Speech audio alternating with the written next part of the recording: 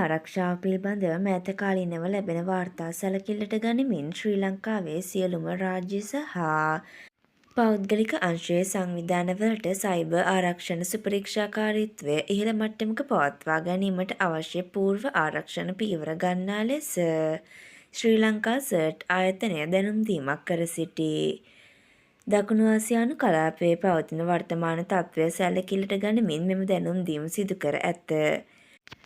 අලුත්ම වාර්තාවන්ට අනුව උපදේශනය පූර්වාරක්ෂාව සඳහා වූ පියවරක් ලෙස නිකුත් කර ඇති අතර මේ අවස්ථාවේ ශ්‍රී ලංකාවට කිසිදු ඍජු තර්ජනයක් නොපවතින බවත් මෙරට ඩිජිටල් පරිසර පද්ධතිය ආරක්ෂා කිරීම සඳහා ක්‍රියාශීලීව සහ අවදියෙන් සිටීම අත්‍යවශ්‍ය බවත් සර්ට් ආයතනය තවදුරටත් සඳහන් කරයි. මෙවන් උණුසුම් පුවත් රදසනින් දැන ගැනීම සඳහා අපගේ YouTube චැනලය සබ්ස්ක්‍රයිබ් කර බෙල් අයිකනය ක්‍රියාත්මක කරන්න.